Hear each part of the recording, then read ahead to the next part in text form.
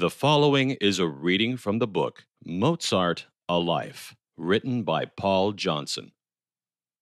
The success of Figaro in Prague led directly to Mozart's commission to write Don Giovanni, for which Da Ponte again provided the libretto. It was presented in Prague on October 29, 1787, and was an immediate success. It is a buffa, and its original title was Il dissoluto punito. It is sometimes felt to be a tragedy, with Giovanni being sent to hell at the end, the final scene making the moral point and striking Mozart's typical note of forgiveness being sometimes omitted. Apart from the harem opera, The Don was clearly Mozart's most popular work for the stage during his lifetime, though its theatrical history is extremely complicated, as it was done as a Singspiel in German in 2 different Italian versions and 3 French ones, and was much altered and knocked about. As Mozart said, no opera is sacrosanct, and he was used to knocking his about himself. Don Giovanni is tender and exuberant. It is a love farce, a horror shocker, a ghost story, a moral tale. Unlike Figaro, which is true to life, it is a wild tale that succeeds because it makes the heart leap and the brain reel. You don't disbelieve because you do not have time to think carefully. It is, as it were, lovably shocking. Mozart's late operas bring to a head one of his most notable gifts, economy of means, which he exercises without even giving the impression of being in a hurry or shortchanging you. Just occasionally, the audience feels, why wasn't that aria longer? Especially when Don Giovanni himself is singing. But then, it can always be encored. No one ever felt a Mozart aria too long. And there are never too many.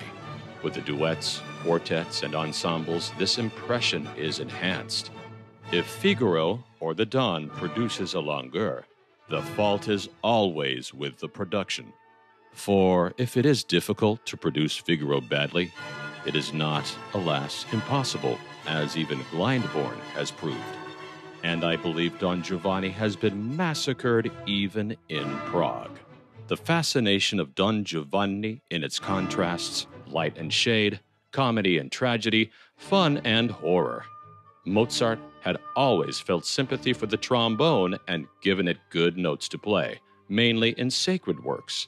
But in The Don, with the coming of the, quote, stone guest to dinner, he gives it an apotheosis, one of the best moments in opera. The Don also goes down to hell in splendid form, inspiring Goethe to try to better it in Faust. He does not succeed, but he has a splendid try. The soprano part of Donna Anna is particularly well written, and when the opera was put on in Vienna, was sung by Mozart's sister-in-law, Aloysia, the woman he might have married. The characterization in the opera, though not lifelike, as in Figaro, is extremely complex and interesting, and it is no wonder the Don was Freud's favorite opera. It has attracted a lot of commentary from intellectuals such as Kafka, Shaw, and Sartre. The notion of the irresistible force, Giovanni, crashing into an immovable stone object, Commendatore, is a glorious one, well spelled out by some of the best music Mozart ever wrote. Among professional musicians, especially producers, Figaro has the reputation of the opera that can't go wrong, Don Giovanni as miracle or disaster. It is certainly difficult in all kinds of ways, particularly for the conductor, who is faced with contrasting rhythms at certain key points and finds that in the singing, even the most experienced performers need constant guidance and support. Because of his early training and exceptional musical intelligence, Mozart found most things easy and loved creating problems for himself and so, inevitably, for singers and players. As his letters to his father show again and again, He knew exactly when he made his work hard to play and harder still to get exactly right. It is not true to say that he invented hard passages entirely for their own sake. That would have been perverse and unmusical, but to get an effect, he was always ready to make the orchestra, quote, sweat, as he put it, and the singers to give their utmost. These two great operas had one essential thing in common. For the first time in history, a composer drew on all the possible musical resources at his disposal. This was particularly true of the orchestra. In pre-Mozart operas, even in Handel, Gluck, and Domenico Cimarosa, the work was a glorified play with music, in which famous singers performed celebrity solos and the band tagged along. But now Mozart made it an integral part of the play. Human voice and instruments became a seamless garment clothing the story, and he brings in all the orchestra exactly as and when necessary to create the sounds he wants.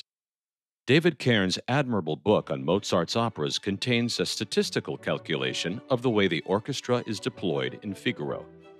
Flutes, oboes, horns, bassoons, and strings, the basic group, are used in 11 of the 45 movements or sections, and the full complement, including clarinets, trumpets, and drums, in 4. The remaining 30 involve no fewer than 14 permutations. The involvement of the entire orchestra is just as complete and detailed in Giovanni, and the two works musically are on a level plateau. But there is an important moral difference that reflects the two sides of Mozart's character. Figaro is an essay on happiness and how it may be attained by forgiveness and reconciliation. Nobody needs to be unhappy if they are sensible. Giovanni makes a moral point that wicked behavior must be punished because it destroys as well as offends God. Mozart was a Catholic, and his treatment of the Don Juan myth is essentially a Catholic one. The damnation is real because Giovanni is given the chance to repent and save his soul, but refuses it. The Don is a genuine character as well as a legend, because one can see that philandering had a certain appeal to Mozart, even though he rejected it. He had always, quote, had fun with girls, unquote, to use his own expression in a letter to his father, and there was no doubt about his attraction to women all his life. Quote, he was very popular with the ladies in spite of his diminutive size. His face was intriguing, and his eyes could hold the ladies spellbound, unquote. This was the view of Luigi Bassi, who played Giovanni in the Prague production. It is possible to see the completion and first performance of Don Giovanni as the summit of Mozart's career, and it was certainly a happy time for him. Jokes abound, both in the music and in operatic legend. The rehearsals were conducted in an atmosphere of hectic gaiety, with players and composer improvising and agreeing on changes up to the last moment as it should be. It is said that Mozart sat up all night writing the overture so it would be ready for the dress rehearsal, and that Costanza, who was with him, kept him awake with coffee. He conducted the first performance himself, and the local newspaper reported that the orchestra gave him 3 cheers at the beginning and end of the performance. Considering the demands the work makes on the musicians and Mozart's own perfectionism, the rapport between him and the band was extraordinary.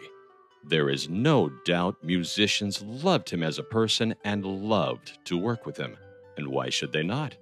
What person who knows and loves music would not give anything to help a Mozart to create a masterpiece?